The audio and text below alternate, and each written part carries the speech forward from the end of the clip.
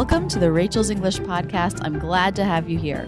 This is Rachel, and I'm here with my husband, David. Hey, everybody. And today we're going to go over slang. If you need a transcript of this podcast, it's absolutely free to download.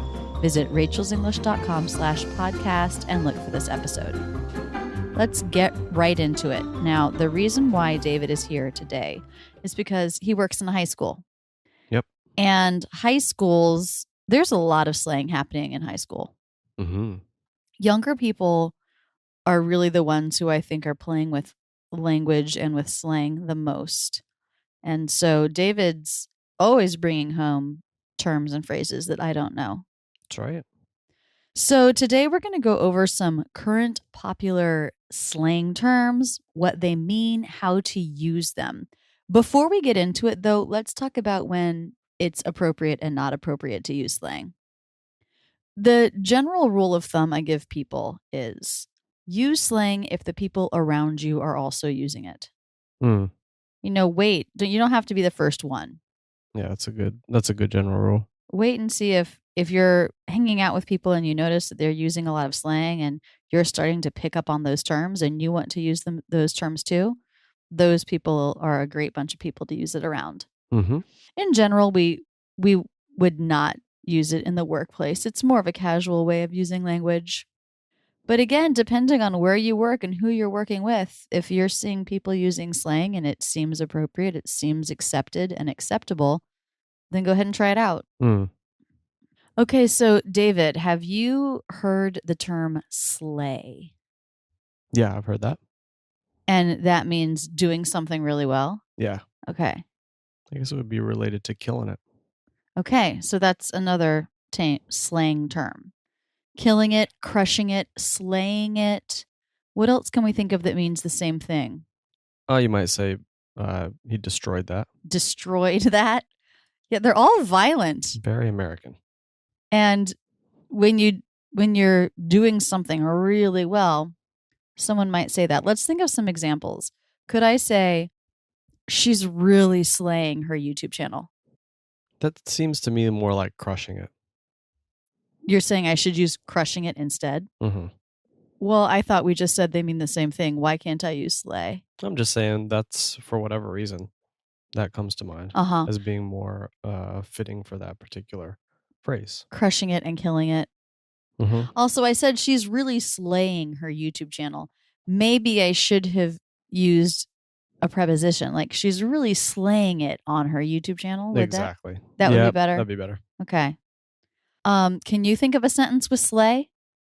You know what? I don't think that one is maybe it's just as popular. I don't use that, so nothing's coming to mind. Okay. You use more crushing it, killing it, mm-hmm. destroying it. I feel like sometimes, like David's a big cook. He's the cook in our family. Mm-hmm.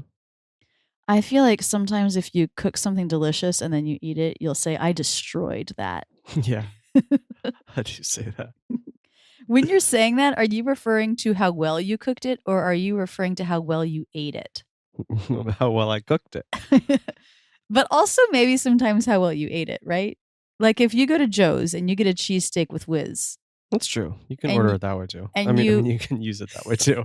And you eat that entire cheesesteak. You might say, I destroyed that cheesesteak. Yeah. And if you're going to get a cheesesteak, you should order it with whiz. Okay. Don't get provolone. No cheddar, no American. It should be whiz. Okay. So this is just a side note for anyone visiting Philadelphia. Yeah. Getting a Philly cheesesteak, although we've seen Philly cheesesteaks all over. It's not just a Philadelphia thing now. But be wary. Be wary if you're outside of Philly getting a Philly cheesesteak. Now, can you just quickly tell people what whiz is? Whiz is a highly processed, melty, runny cheese. Mm-hmm. It's fake cheese. Probably. It's edible fake cheese. It's delicious and salty and savory and wonderful. And it's traditionally what you would get on your cheesesteak sandwich. Mm-hmm. Okay, so slay. All right, salty. I've just done a little research on this one, and I've found that it means maybe annoyed, maybe angry. Have you heard this? Yeah, I've heard that. People would say to another person, "Ooh, you're salty." It's like, "Ooh, you're wow." That's hard to describe. It means Okay, you're well, salty. You're a little bit fresh. so now you're using more slang to define slang, which is okay, but we still need to define it with actual non-slang words. Yeah. Well, here's an example I came up with as I Mhm. was working on a video. You tell me what you think. She's salty because she just got dumped. Like, easily bothered. Like, you need to steer clear of that person for a minute or two because they're in a bad mood. Does it kind of mean bad mood? Yeah. Yeah, kind of bad mood or feisty. Mm-hmm. Feisty. Like, if you say the wrong thing, that person's going to be eager to argue with you. Yeah. Mhm. Yeah. Mhm. Salty, not as a slang term, means has a lot of salt on it. Yeah. Which, if you like salt, means delicious. Yeah. It does. And you can say, do you like salty snacks or savory snacks? No, wait. Salty is savory. Savory or sweet? Savory or sweet. Salty or sweet. So savory and salty are similar. Mhm. They're like what you would eat for your meal. And then sweet is like what you would eat for your dessert. Or if you're at brunch and you have to decide between breakfast and lunch. Yeah. You might go savory and go towards lunch type stuff, or breakfasty like pancakes. Right. French toast. French toast. Some Go of our towards the breakfasts are sweet. sweet. Mm-hmm. So literal meaning and slang meaning of salty. Yes. Okay. I had put a post on Facebook asking my friends and family for current slang they're hearing right now. And your sister, Lisa, said, coming in clutch. Lisa teaches middle school. So people who are in middle schools and high schools or work with millennials, I really trust these people. They know what's happening. Yeah. Have you heard coming in clutch? No, is that different than the old one? Like, oh, that was clutch. Well, I'm not sure. Like that was clutch would be used in sports a lot. So if somebody makes a big shot at the end of the game to win the game, or makes a tough shot in an important spot in the game, you would say, oh, that was clutch. So it has to do with like a short time frame, pressure is on, and you're able to deliver. Exactly. So we've just looked it up and we've confirmed that coming in clutch is just a more elaborate phrase meaning the same thing that David has just described as clutch, which means doing something in a short period of time, high pressure, high need. For example, you were saying if someone scores a basket just at the end of the game and it causes that team to win, you could say, coming in clutch with the shot. Yep. Rachel Smith up for 3, and it's good. That was clutch. By the way, I've never successfully shot a 3-point shot under pressure. It's been a long time, but I did play basketball from the 4th grade to the 9th grade. Fly. Fly. That's fly. That's fly. That's like, I want to say cool, but I know it's more subtle than that. It's like really well chosen, like really fashionable. It's really on point. Okay, so it's not a basic thing done well. It's something a little bit more interesting, maybe a little bit edgy, a little bit more unique that's done well. Yeah, unique is a good word, I think, to use in there. So would you say it's usually used with clothing and fashion, or can you think of other applications for fly? I think it comes from that, and then maybe you could use it other ways. So for now, we'll just say stick with fashion. David, those are some fly glasses. Yeah. He's not wearing glasses, by the way, but I'm picturing him in some really cool glasses. Lowkey. I've heard that that is something that people are using a lot right now. And I feel like they're using it slightly differently than it's been used before, but it's definitely a phrase that's been around for a long time. If something's low key, it's, how would you describe it? Laid back, relaxed, not a lot of pressure to do anything. Yeah. If you're going to something that's low key, it doesn't matter when you show up. You don't have to be dressy. Like David said, it's relaxed. It's Informal. laid back. Informal. Yeah, that's a good way to describe it. So Lisa, again, is the one who came up with low key. And she said that people are saying things like, I'm low key. Maybe that's the new use of the term. Is previously it would have described a situation, right? And now people are using it to describe themselves. As a personality trait. Or even just like on a specific topic. Rachel, are you upset that Megan stole your boyfriend? No, I'm Lowkey. Okay, that makes sense. I can see that. Okay, what about sick? That is sick. This has been around for a long time. Mm-hmm. I'm actually not even sure. Are people still using this? Have you heard any of your students use this word? Yeah, I think you could still use it. Yeah. I don't think it would date you. Okay. Yeah. So, because I feel like when I think of the phrase, that's sick, it reminds me of like Back to the Future days, which was what, like 84 or something? Yeah. Maybe it's come back around. Maybe. Slang does do that. But we didn't say what it is. We didn't say what it is. Well, okay, literal meaning, you've got a cough, maybe some nausea, you feel horrible, you're sick. Maybe You're you don't. ill. You're not You're well. ill. You don't go to work, you don't go to school. Slang meaning. Slang meaning is it's really cool. So again, this is like one of the things where I want to describe it with the word awesome, but I'm guessing it's more subtle than that. As I've been doing research on slang, I've noticed that there are lots of words that you could generally say, okay, this means awesome and good. But I think each of them has their own more subtle, nuanced meaning. Like fly is like maybe edgy, unique fashion. Mm-hmm. Sick. Sick is maybe like something done well, do you think? Like if someone does a sweet skateboarding move, you might say, oh, that was sick. Yeah. Yep. That's exactly how you would use it. I'm trying to think what its specific meaning would be. Could a car be sick? That is a sick Maserati. Mm-hmm. It would mean it was like tricked out, extra special. Yeah. Souped up. So extra special maybe is a part of sick. Okay. Yeah. Like not very many people could achieve it. Yeah. Extra effort. Extra effort. Speaking of extra, Oh. I've learned that now that slang that's actually negative, it kind of means trying too hard, over the top. Yep. For example, this morning, Stoney really likes to play on the stairs. He's our son. And if you ever decide you're tired of playing with him on the stairs and you take him away, he throws a huge fit. And he was crying and kicking. And I thought, oh, this kid is extra. Mm-hmm. He was being so dramatic. Right. Stoney is really extra when you don't let him play on the steps. Yeah. So it's being maybe extra emotional. Yeah. Right. Like More you can be emotional sad than this situation calls right. for. You can be sad. You can be upset that you can't play on the steps anymore. But when you're having a total meltdown about it, then that's just extra. Mm-hmm. A similar one to being extra is you could say, instead of saying, oh, she's being extra, if you really wanted to amp it up a notch, you could say she is the most right now. Oh, really? Mm-hmm. She is the most. Mm-hmm. So again, this means dramatic, over the top. It's maybe somebody who's extra on a regular basis. Okay. Oh my God, I know she is the most.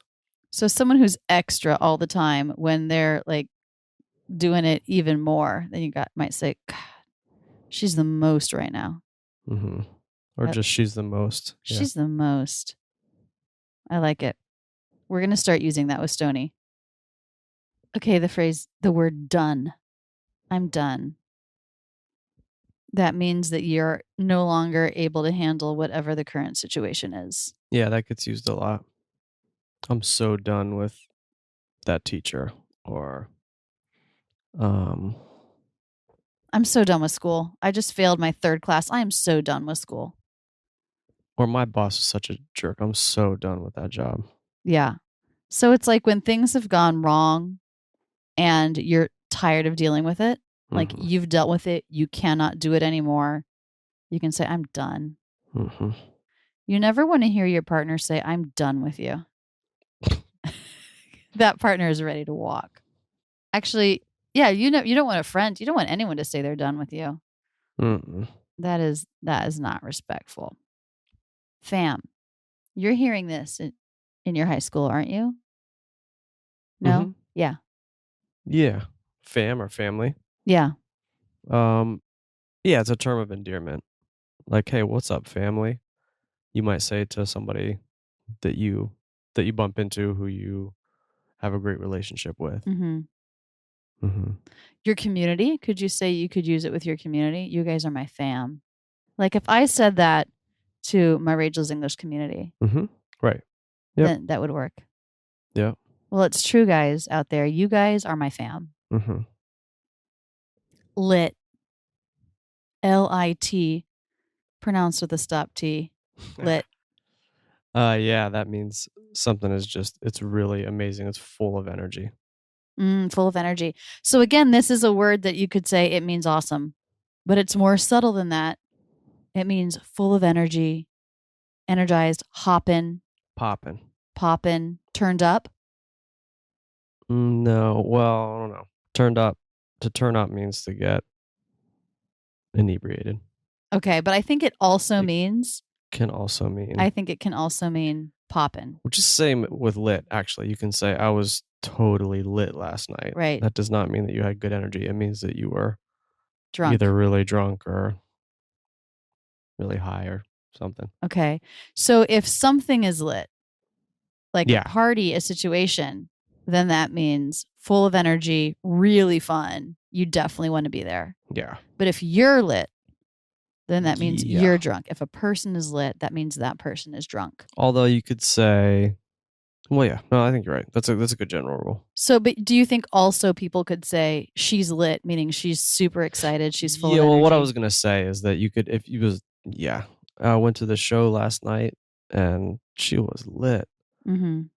You know, it can mean the person on stage was really crushing it, really doing a good job. Crushing it means doing a good job. That's right. It's interesting when you find slang that has multiple slang meanings itself. Like dope is just like lit. It can mean like cool, awesome, but it can also mean fly, drugs. Oh, yes, it can mean drugs. It can be like heroin, and it can be like doping, right? Doping is what they do in professional sports when they take cycling, especially cycling, baseball. I mean, swimming, you name it. Yeah. Kind of everyone's doing it. Yeah. Steroids. That's right. So like that's another term. You know, it's interesting that high on drugs or intoxicated has sort of this taken on, a lot of these words also mean really fun and full of energy. Yeah. I guess we think people who are intoxicated are really fun. Sharing similar qualities. A high person shares similar qualities to a great party. Yeah. Or a great environment, a great situation, a great energy. Moving on. Moving on. Okay. Enough about drugs. We don't do them. But it's okay if you do. Well, one that I've been hearing is woke. Get woke, stay woke, meaning awareness. Be aware of what's happening. I think it's used often to mean like politically and socially and like the trends in America, what's happening in America. Yeah, it's stay aware, stay vigilant. Yeah. This is something I've been seeing a lot more during and after the latest presidential election, when really it seems like more Americans were taken by politics than ever before. Would you say, David? Could be, yeah. It really seemed like people were engaging a lot more. It was such an unusual election. And so I think people's political awareness was heightened and people started talking about we've got to stay on top of what's happening. We have to know what's happening for other groups of people. Get woke, stay woke. Another one, shade, or to throw shade. This is one that I've been reading about. Merriam-Webster has an article on it. There's actually quite a few articles on this term because its use has skyrocketed, actually. I believe it. Yeah. And what I've read seems to imply that a lot of people are getting it wrong, the way they're using it and the way they're talking about it. From what I understand, if you say that it means simply to insult somebody or to act disrespectfully to somebody, then you're not getting the whole picture. Like we've been saying, a lot of these terms have a more subtle and nuanced meaning. And from what I understand, you know, it's fairly easy to insult somebody, but to throw shade requires more skill. It's more subtle. It's like insulting, but but could also maybe be interpreted not as insulting. And so it's more nuanced than simply insulting somebody or being disrespectful. And the metaphor, right, would be to sort of step into the spotlight in front of someone and throw shade on them. Maybe. So it's sort of, but that's the way I think about it, is people maybe were sort of paying attention to that person, but you're going to throw shade. You're intentionally putting them into the shadows. And that's the metaphor, I think. Could be. I have not read anything that says that, but it makes sense. And if it didn't originate that way, then you just came up with a really great fake backstory for it. Wonderful. Well, that's all that I can think of. You got any more, David?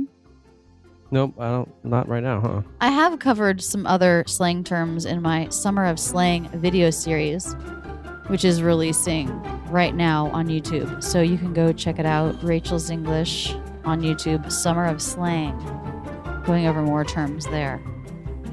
Again, if you need a transcript for this podcast, please feel free to download it for free at rachelsenglish.com/podcast. Thanks, David, for sharing your subtle knowledge of all things slang.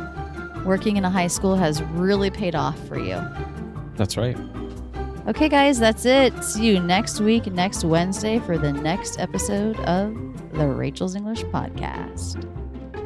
To see the show notes and links to related topics, please visit rachelsenglish.com/podcast and look for this episode. New podcasts are released every Wednesday. Be sure to go to the iTunes store and subscribe. Also, please consider leaving a review in the iTunes store. I'd love to hear what you think of the podcast.